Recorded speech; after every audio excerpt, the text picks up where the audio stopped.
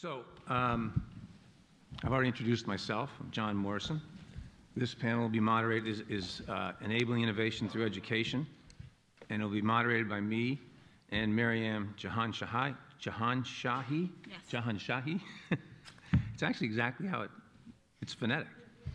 Who's a PhD student in cancer biology, and she's pursuing her thesis work in Dr. Kathy Flegger's lab. There's Wi-Fi available, so you can connect to the SINAInnovations website, and we'll, after the brief introductions, we'll take questions through either the microphones or Twitter. I just wanted to make a very brief comment about some of my own thoughts on the education side of this. Most basic scientists and physician scientists that pursue basic issues are trained to discover.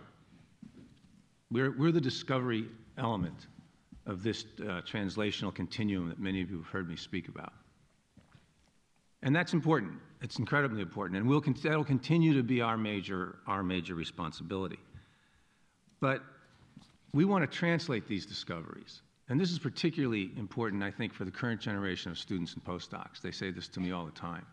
And to translate these discoveries, we need to move to problem solving, because that's how you get to a product and commercialization. Now, that sounds more like engineering than biology, doesn't it? Well, it probably is. So one of the things that keeps coming to my mind is that we need to borrow some of the educational principles from schools of engineering and educating engineers and bring them into educating biologists. And the other thing that we need to do is at least give them enough knowledge to know when to seek an engineer as a collaborator. So that will be a theme that runs through this, and that brings me to our current panel. Now we are very fortunate to have with us the Dean of the School of Engineering, the Whiting School of Engineering at Johns Hopkins University, Dean Nicholas Jones.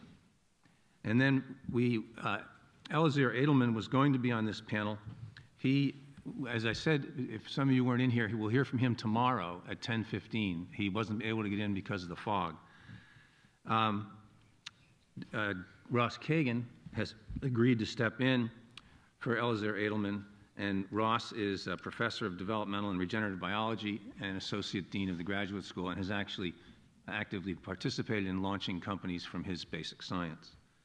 And then we will once again hear from Professor Jeff Smith, the director of the Center for Technology, Innovation, and Entrepreneurship at Mount Sinai, and the person who is really developing some of the most innovative approaches to education in the graduate school, that some of which you just heard about.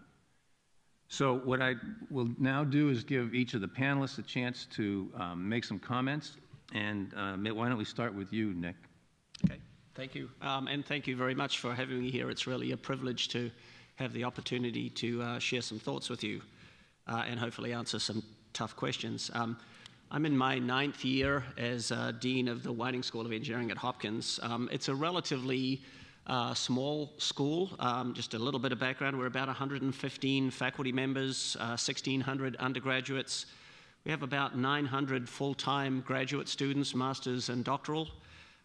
We actually have several thousand part-time master's students. In fact, we're the largest producer of part-time master's graduates in engineering in the country.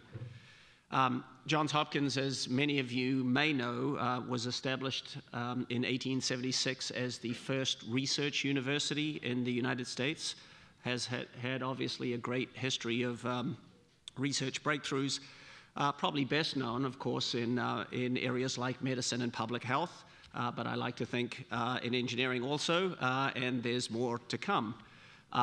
Engineering is actually 100 years old. We're celebrating our centennial this year. And we have a pretty distinguished list of characters associated with us over time. Probably our most famous son, or famous alumnus, if you discount Michael Bloomberg, is Abel Wohlman. Abel Wohlman, I think, presents in the context of this conference a very interesting person. Many of you may not have heard of him. Back 100 years ago, we knew that if you chlorinated water, it would kill the bugs in the water. So there was a solution to that problem. The difficulty was, how did you actually solve a problem with that? And the problem was, how do we promote the health of populations who are by and large drinking water of inappropriate quality? So Abel Wollman collaborated with a colleague in public health to develop a technique by which municipal water supplies could be chlorinated on demand. You'd put the right amount of chlorine in, enough to kill the bugs, but not enough to kill you. And that intervention has been attributed to probably saving more lives in history than any other.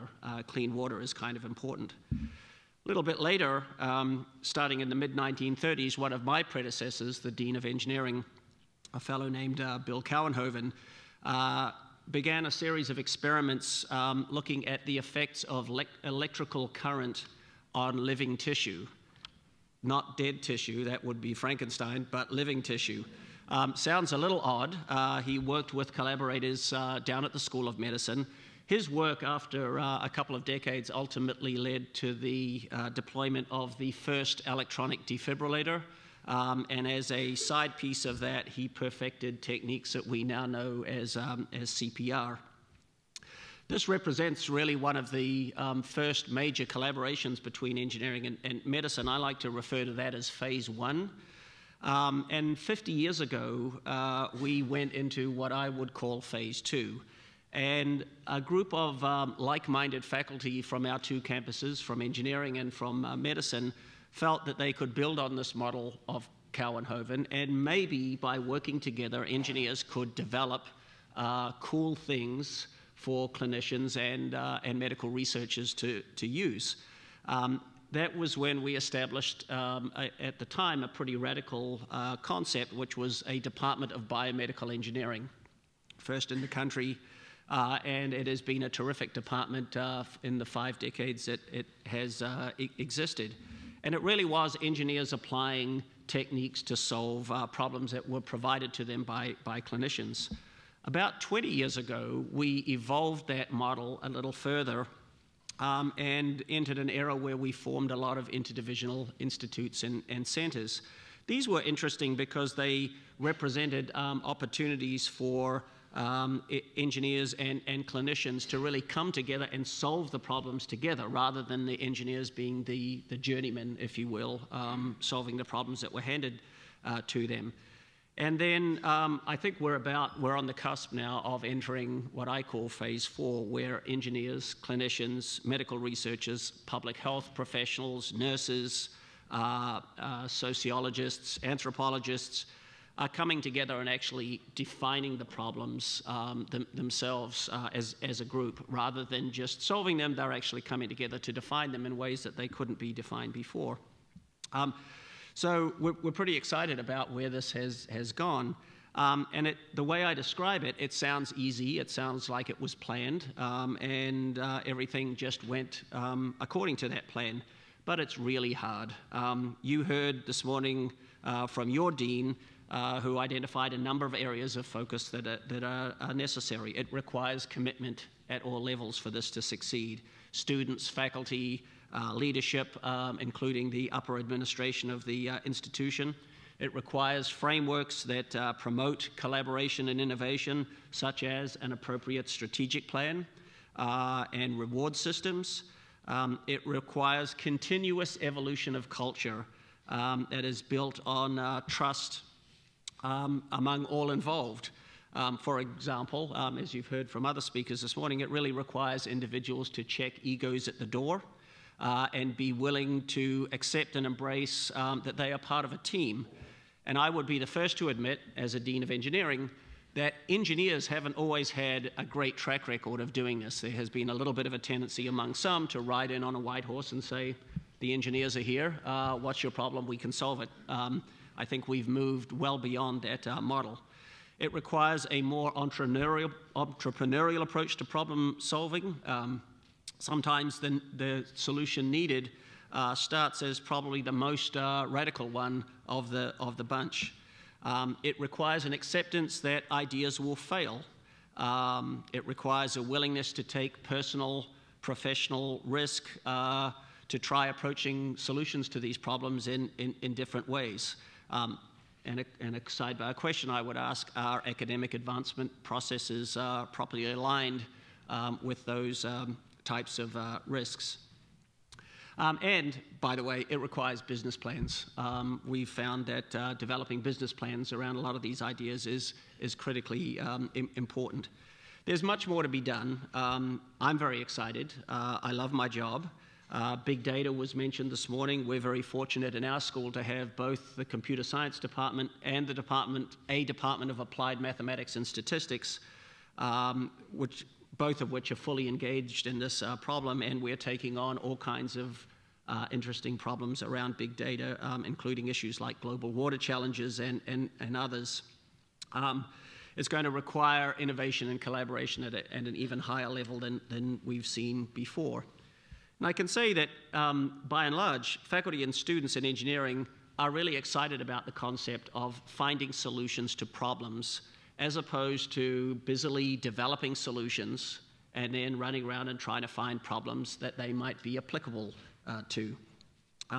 Which is why, in part, I have a slight visceral reaction to the notion of technology transfer, because that, for me, sounds like the former rather than the latter.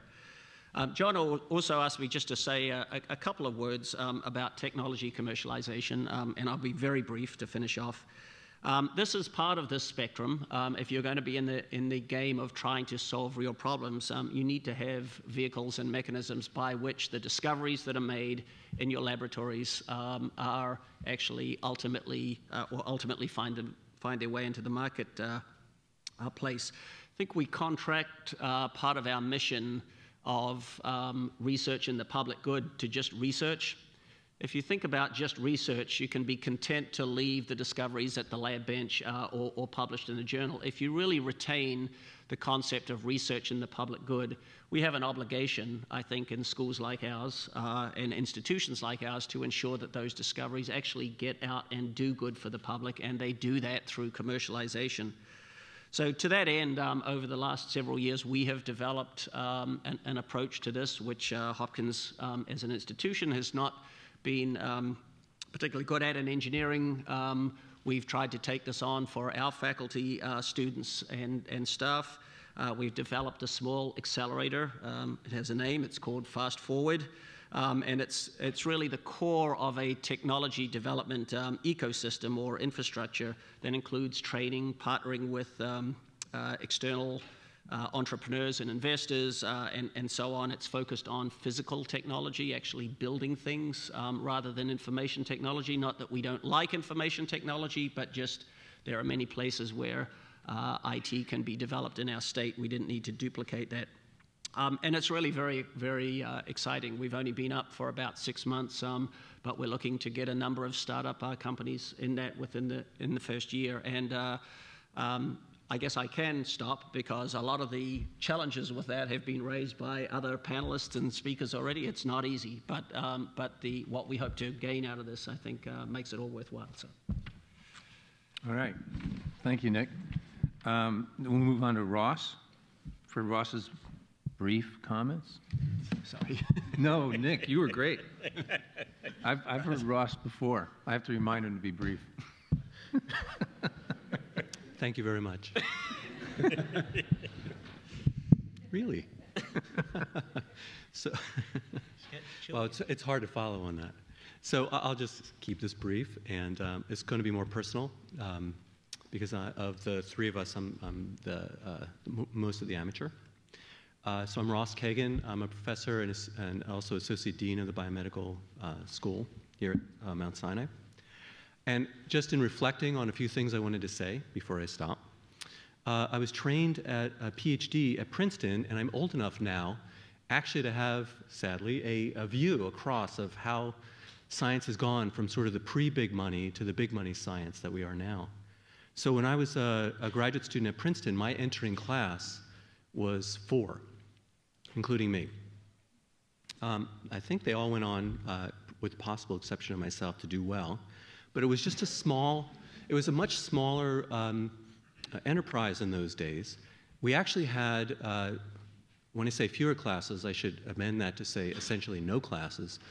There was an emphasis on self-learning, where you took short oral tests. They then handed you a textbook, and you came back a few weeks later and took the test again until you passed it. And we also all knew each other because, again, the enterprise was much smaller. The Department of Biology, if you exclude the evolutionary biologists, was probably about 8 to 10, 2 of which won Nobel Prizes, so it did all right for itself. But we all knew each other, and in fact, every day at 3:30 p.m., we all got together for a coffee in a central area and chatted for about an hour. The enterprise is much larger now. We can't easily do this sort of thing, and I really appreciate the fact that people like Jeff are trying to institute a more structured attempt to recreate this group science in a larger institution. I'll just say a couple of other points. So I spent 14 years at WashU Medical School. It was a lovely place. I was really a developmental biologist for most of the time I was there, also head of the development program. And even at that time, we realized that we were training students in a way that was not effective for science. And I think we do have to think about how important it is to relay facts. I think it was you who said you're very good at facts, and how important it is to encourage people to be more effective at doing their own research. And these are things that I think we are going to have to deal with. There's certainly been a lot of resistance. I also have a note here about when I changed the focus of my lab from development to disease. One of the reasons I came to Mount Sinai was I got to wipe the slate clean. Everybody thought of me as a developmental biologist, and that was a surprisingly difficult label to shake. Finally, I came to Mount Sinai in 2007. What I think is very interesting about this place as a young medical school is they are open to innovation. This forum, in most of the places I've been, would have been very difficult to imagine. So I think it's very exciting. But let me just say a few final words about that and about my role here in helping think about how we train PhDs, masters, postdocs. First of all, I think we will all agree that we need to train them for the real world. So up to now, we've been very good at training students and postdocs to be us, and then have you fall off that train to go into pharma, biotech, Wall Street, and so on. These are not places that will absorb everybody, but they are an important part. And I think to grow this field, we're not going to grow it through government programs. I think that day of doubling the NIH budget is probably over, at least for the foreseeable future. So this really means that the young guys are going to have to go out and start biotech companies. And I should probably add that I have started a biotech company, and it's possible I'll be starting another one shortly. So we need to grow this by training for innovation. This is why I'm very excited by these really pushes. We also have to talk about issues like class size. So the number of PhDs we're minting has been really jumping, and we have to ask whether we are training the proper number. We also have to get more effective, which we have specific programs in place that are important for diversity, diversity with women, diversity with minorities, and they bring new ideas to the plate. And it's been shown that countries such as the US, which have been more aggressive about employing, for example, women in the marketplace, have been more effective in competing on the world stage. And finally, my hope for this panel, and then I'll stop, is that we do begin to talk about what I would call an innovation structure. Up to now, it's been very seat of the pants, and some of us have had good ideas sort of randomly displayed. But the idea that we would have a structure where we think about innovation and implement that at an institution, a lab, at a student-wide level, I think is important. Great, thank you, Ross. Jeff? I'm sure you're all very sick of hearing me talk, so I'm actually going to just quote Albert Einstein. So, because, you know, who better to quote? So Albert Einstein said, "Without changing our pattern of thought, we will not be able to solve the problems we created with our current patterns of thought." And I think that's what we're talking about today. We do have to change some of our patterns of behavior. We have to get a little bit aside from how have we always done the PhD. I mean, Ross tells an interesting story about how different his PhD was from what it is today. But we tend to be very kind of bounded by what the system is around us. And I think what this conference is about, why I'm here, I think what Sinai is trying to do is to challenge our patterns of thought, but not just with the way we've been doing things, but with the way we could be doing things. And what I'd like actually to hear, hopefully on this panel, is some of the ways that things, could go from where we are today. Okay. Let me say one thing before I turn it over to Maryam to pose the first question. Jeff sent me a graph yesterday that was the actual data that I've been looking for a long time. And it shows that, for instance, we haven't increased the number of medical degrees significantly in this country in 20, 30 years. We haven't increased the number of chemistry PhDs, psychology PhDs. We've almost exponentially increased the number of PhDs in the biomedical sciences in the last 20 or 30 years. And that's all occurred in campuses like this. So obviously there's enormous interest in this, and we're generating a huge labor force for discovery and hopefully for innovation. But as Ross pointed out, we need to prepare our students and postdocs for things other than our careers. So, Maryam, did you want to launch the first question? Yeah, well, the first question I initially had, which Jeff went into a lot of detail about, was whether innovation can be taught, whether it's a process or a talent. But I think the consensus here is that it's a bit of both and it's a lot of process. So really, I guess the question that I have is, in terms of problem solving, what sort of steps can we actually take to foster an environment that really promotes problem solving, that sort of establishes that kind of a culture and entrenches it? And sort of be, I guess, very clear in terms of the specific actions instead of a general kind of gist or policies. Let me start. John's just going to cut you off in 2 minutes. I know. I know. And I'm not even going to take 2 minutes. So I thought Jeff's talk on trying to think about a structure of innovation is really interesting. I just want to throw out one additional point, which is something that's been, I know, a big discussion in this field, which is innovation as a group versus innovation as an individual. And there has been sort of a push backlash, if I may, on the idea that some people, many people, actually do better initially by going sort of back quietly at their desk, thinking things out, and then eventually rejoining the conversation. And I don't know what the magic is to decide how you build that sort of thing into the structure of innovation. I'd be curious to hear what Jeff has to say about this. Well, again, the process that I just talked about is just a tool. And the notion of picking up on that slow hunch is that you do as an individual have to be engaged. You have to think. The group is not going to do its thinking for you. But I think there are times when you've got to come together as a group.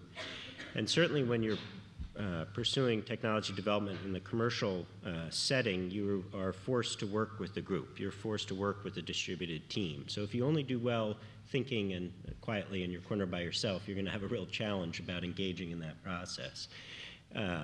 Which is to say, however, that there are all kinds. We have entrepreneurs that we've backed who are incredibly flamboyant and outgoing, and we have entrepreneurs who it's hard to get a second word from. It's not really about your personality type. It's about understanding the process that you're engaged in. And again, not all tools will be perfect for all people.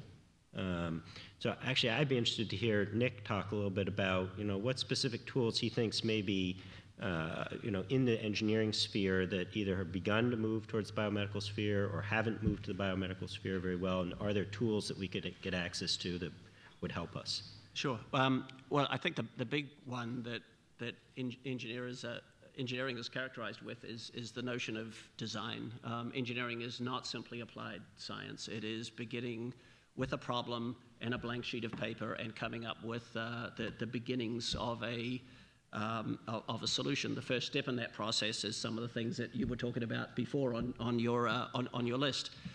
When I was a sophomore engineering undergraduate, it was all about me learning how to do design myself. What I see much more happening now, and in fact our biomedical engineering department has a very interesting approach to this, is there's a design team project which involves freshmen, sophomores, juniors, and seniors integrated together into design teams, taking on problems. They have different interests, different backgrounds.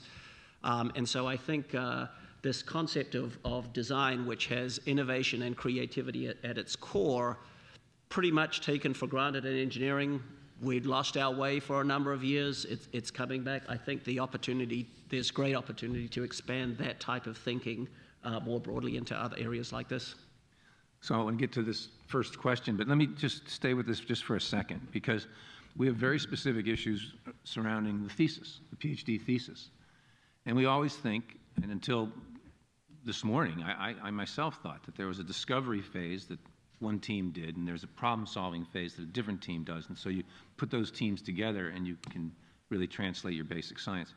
But should we be constructing our basic science biology PhD theses differently, with an element of design and identifying the need, as Jeff pointed out so nicely in his talk, right from the start?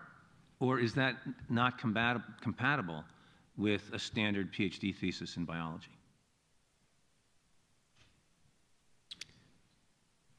Yeah, I mean, I'm probably not a good person to answer that because I'm pretty far outside of this. I mean, what I can talk about is what happens out in the real world. And, I think in the real world, you've a couple different categories of people. So you have some people who are sort of divergent, right? They go off into an area and they think, and they're kind of out there. And then you have very convergent people who are good at managing. They get everybody together and they get them on the same page and they get them connected. And a lot of what we need to do to be effective is to bridge. You want the divergent thinker who has the great idea out there discovering, but you then have to bridge that into the convergent group who needs to take that as a process and move it forward. So you need the divergent creative people, you need the convergent, more management-oriented people, and effective organizations figure out how to bridge those two and make all of those groups effective. And so I think the challenge with the thesis is that it's a very individual thing, right? As an individual student, you have to get credit for your individual thesis.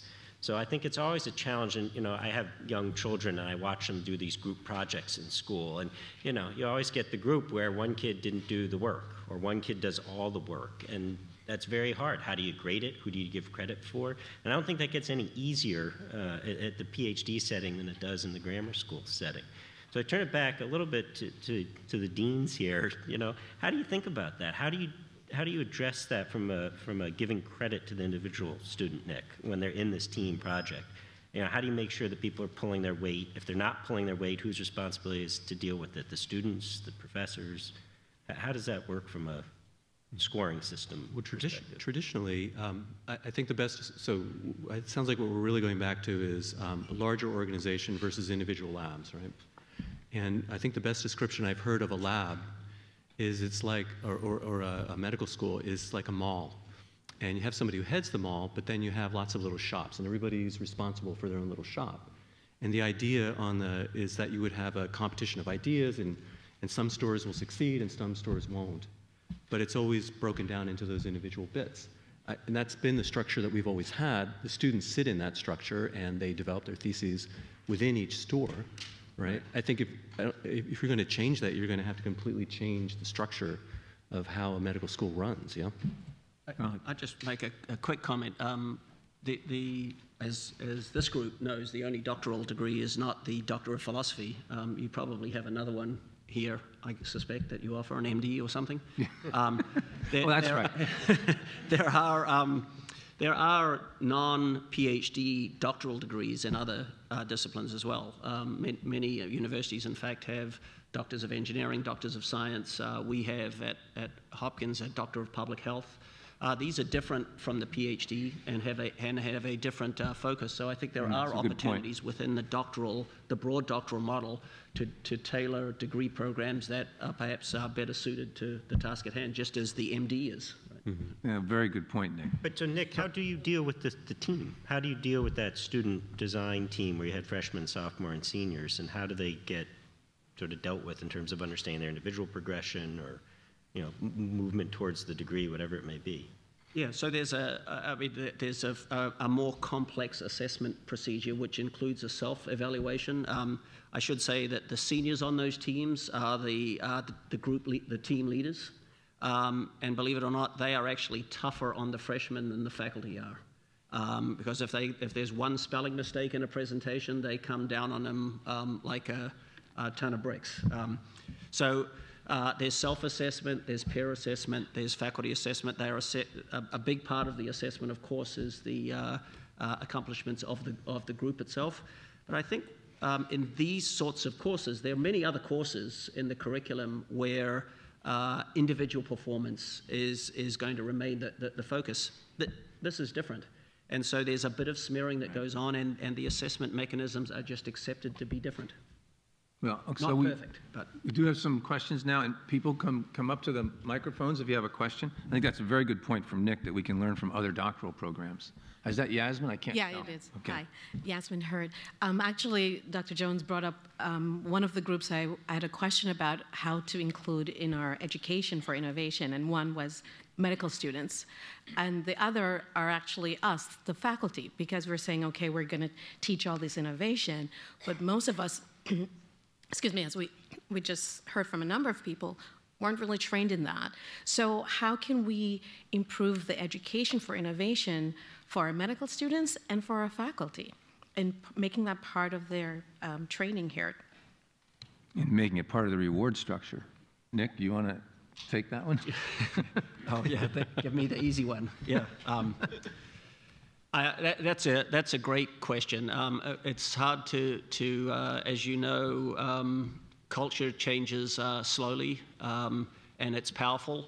It takes many years to get where you need to be. It takes patience. It takes leadership from the top. I have witnessed with some of our faculty really a remarkable transformation in, for example, their willingness to embrace the notion of technology commercialization. Previously, they were zealots against it, and over a 6-year period, they became zealots for it. So I think the culture can evolve and evolve in the directions that you want, provided there's sufficient trust that exists. In terms of facilitating it, and certainly the role that we have in my dean's office is in a facilitating role. I think we just try to make sure that there is infrastructure and there are support mechanisms for faculty who want to embrace this. Whether it's there may be your institution is different from ours, you're at a different point. There may be a need to bring people in, perhaps over for professional development courses to help people think through some of these ideas. Certainly, without a professional advancement backdrop that is supportive and says, if you do this, you won't be penalized. If you can't build a level of trust around that, you're dead in the water. So I think there are many things that can be done. From my perspective, we always we listen to what our faculty are telling us would be helpful for them to put in place to move things forward. So I think there are things that can be done to evolve the culture for both the faculty and then the students as well, of course. And many times the students lead this, actually demand it. Jeff or Ross, did you want to comment on that, or I'll go to Ben otherwise? Yeah, I was just going to say quickly that it's always surprised me a little bit that faculty tend to be a little conservative, because in coming into science, that always surprises me, right? Because we're supposed to be the change leaders, that we're professional change artists. And what I find is that when it is said to be okay from the top down, then faculty are much more comfortable about taking those sorts of risks, trying different things. I think you have to set up an environment where faculty are comfortable about taking those risks, trying different things like that. Then I think it can succeed. And this comes back to Dennis's point this morning that we have to educate NIH about allowing us to be better bigger risk takers. Ben, is that you up there? Yeah. Okay. So yeah, Ben Laitman, second year MD PhD student. So Dr. Hurd asked part of my question, it was answered already, but I guess from a student perspective, for many of the people in the room, you're kind of preaching to the choir in terms of innovation is great and all the entrepreneurship is great, but how do you get students interested in innovation and entrepreneurship, and specifically, do you have to tailor that differently for PhDs versus MDs, and so kind of your views on that? So actually, how do you get people excited about it if that aren't already? I don't think, I just will say briefly, because I'm pretty sure certainly you'll agree with me, I don't think it's been a tough sell. There's an old saying that parents are never as smart as their children, and I think that that's true in this case, that you guys see the world as it is, and entrepreneurship and translational biology is just a fact that is on the ground that somehow we're taking a while to catch up to. And I don't know, every time I've discussed it, maybe you've seen the same, I just find the students and postdocs just flooding to try to find out more and to try to get more involved. So I don't think the student desire has been at all a rate-limiting step.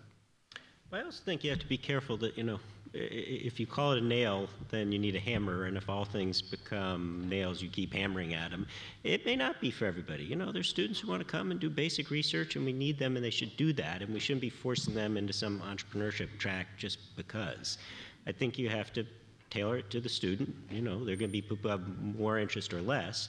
I think partly you need to expose people, and you need to give them a sense of what it means beyond the buzzword phase, and then let them decide.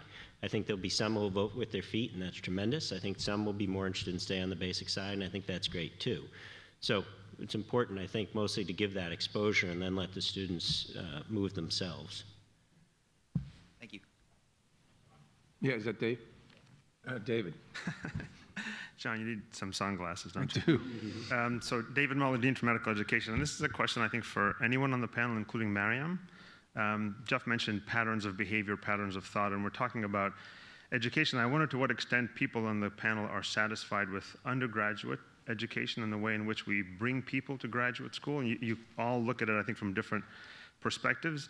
Do students on an undergraduate level really have the opportunity to think kind of openly and freely and learn in that way? Or are things like majors, traditional majors that, as they're described, or pre-med requirements, for example, so rigid that we're delivering a cohort of people to graduate school every year, PhD, MD, any, who've been indoctrinated into a particular way of thinking that we then have to kind of break down and say the word innovation all over again, because college is not about innovation.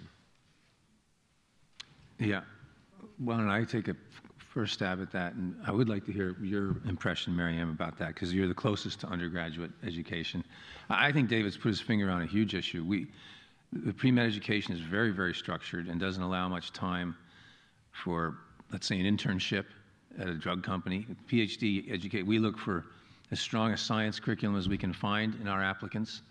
I remember saying to my daughter one time, so what do the science majors and pre-meds do about a semester abroad? And she said, oh, well, they can't do it. I thought, well, geez, that's great. So, I mean, that's just one example. Maybe we need a whole semester, an entire semester without courses where you pursue something that's consistent with innovation. Maryam, do you want to comment on the undergraduate experience? I guess mine's a bit difficult because I didn't do undergraduate here. I did it in Australia. So there's a lot more, I mean, our degrees are longer in some senses, or there's a lot more acceptability that our degrees will be longer. And so that allows us the flexibility to sort of investigate things outside of that. And there isn't such a structured curriculum. So there's a lot more options for different sorts of combinations of degrees and different combinations of subjects. And especially at my university, they were doing all sorts of things that were involving sort of businesses to come in and sort of you work with them as a semester project or whatever else. So I think I really can't talk to... That sounds like that's what we should be doing. Yeah. Well, the problem is my university's now doing what you guys are doing, so it's less of a... Anybody else? You know, David, I think it's a really important question. I went to a liberal arts school, and what I think was great about that was the learning that comes out of liberal arts about how to learn. So if you go back to my comment about facts, you know, facts change at an increasingly rapid rate, and information technology gives us an increasingly strong ability to get to facts anytime we want. And so one thing you know for sure in your undergraduate education is most of what you've learned is going to be changed or obsolete in a very short period of time, and that's even more true in the sciences. And so I think what we have to focus on in education is creating people who are strong learners. So for Ross to be able to take his textbook and go off with his 4 buddies and sort it out and come back and pass an exam, that's a real challenge. And whether maybe some more teaching would have helped or not, I guess is an open question. But being able to learn yourself, I think anybody in this room would agree, is really, really important because the world changes at such a rapid rate. And so I think that, you know, the highly structured requirements of undergraduate education, you know, because you've got to check the boxes to fill out your medical school degree or your graduate school degree, really work against people who are going to move ahead as creative and innovative thinkers. I think creative and innovative thinkers have to come out of a system where they're able to work in a network, make connections, handle new information as it comes in. And that's a very different paradigm than the, you know, teaching to the MCAT, if you will. And I would add to that I was a music major, so I don't know what the biology majors would be at University of Chicago. I think I was the only music major at University of Chicago. So I don't know what we're going to be able to do to change the undergraduate structure, whatever the person is. But let me just say from somebody sitting in the admissions committee that it is baffling to me to try to identify some sort of metrics to recognize the students that actually go on and do well. So of course we go with grades and GREs because we can't go by their pictures. I think that's illegal. But it's very difficult to find the criterion in some sort of vaguely quantifiable way to pick the smartest people and have them do well. So if anybody has an idea on what that magic metric is, I'd love to hear it. So Nick, your undergraduate curriculum, I happen to know, is incredibly rigorous and demanding. So how do you work? How do you give your students an opportunity to learn these skills? Yeah, and it's actually probably worse than the question made it sound for us, because we have every year there's more and more material that we feel needs to be covered. We are subjected to the requirements for the PreMed, but also in engineering we have an external accreditation process called ABET, Accreditation Board for Engineering and Technology, which, even though it says it's not prescriptive, it has a prescriptive component. So as we try to navigate all three of these, it's a continuous battle to ensure that our students are getting, I would say, this may sound like an oxymoron, but a liberal engineering education, or as liberal an engineering education as we can provide. We do effect some of this through trying to make sure that there are minors available. For example, we have a very successful minor in entrepreneurship and management. It's actually the largest minor in the university. So that speaks to the other question about, do we have to encourage, do more to encourage students into this area? We don't, because they come in droves. So I think we'll look for opportunities to enrich the curriculum, but it is, as you pointed out, John, it's already a very rigorous curriculum, and last time I checked, there's only 168 hours in a week. So that is a challenge, and it needs to be addressed. Is that you up there, Brian? Yes, I'm Brian Fultonhauer, and I'm a second-year PhD student. And I have a question. I know there's actually going to be a panel specifically about this, but about funding and how that affects innovation in education, because I guess we have sort of a combination of a classroom and apprenticeship education, and the apprenticeship part of our education is funded by NIH grants for the most part, which in comparison to fellowships really do lack quite a bit of flexibility. So how do we encourage innovation when, to some degree, we really need to follow a plan that's set at the beginning of 5 years or 3 years or whatever, and then brought to fruition and then making another plan? I realize some people just sort of a lot of people actually use the grants as sort of a guideline and do stuff on the side looking for the next grant. But is there any way in the future that we should sort of work on the funding system to encourage flexibility in education and science? Let me just comment briefly on that, Brian, because there was a committee to look at the scientific workforce sponsored by NIH, and one of their major recommendations was that they wanted fewer students to be trained on an R01 type mechanism because of exactly what you point out, and more students trained on training grants with more latitude for experiences that are outside of their thesis work. So you've put your finger on a problem that even NIH is quite concerned about. Anybody else? I mean, more broadly, this is a topic that I think is a key one, but I don't know if this is specific to students, which is the R01 mechanism kind of reminds me of traffic circles in New Jersey. It was invented in the 50s or so, I'm told, since I'm from New Jersey. And they work great when there were 3 cars entering the traffic circle. But when the number of cars increased to a certain point, the whole system breaks down. And I think the in a strange way. The R01 is similar. I think when you needed one R01, maybe two, to run a lab, it was fine. But when you need 3 and 4 of them, and then it gets harder to get them, I think the system is broken down. And I think the NIH has lost control over the funding that it has. So every year they just get a bundle of money, sort of throw it on the ground. Everybody tries to pick up as much as they can. They do it again the next year.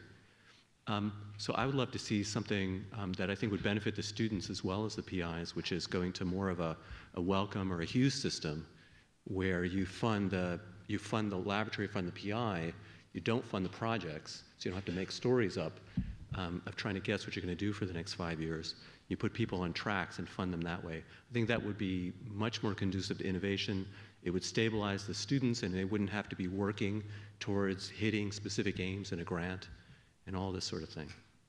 But this is a topic for... Okay, Megan. Are you Yep. out of time, or do you have more? No, we have time. Okay. My name is Megan. I'm also a PhD student here. I wanted to ask about, you talk about how innovation is going to require learning how to collaborate and learning how to talk to more people and eliminating silos and all of that.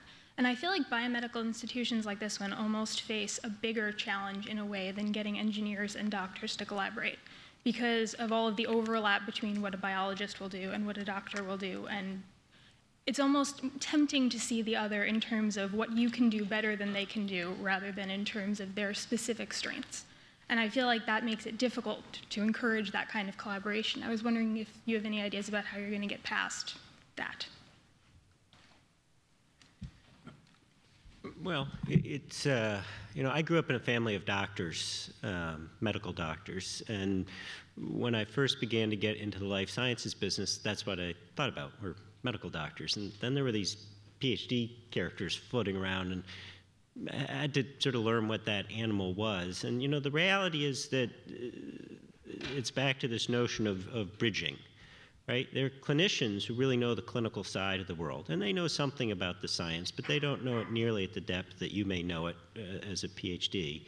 And they're PhDs who may know a tremendous amount about a given mechanism, but have no strong ability to translate that back, you know, into the clinical setting.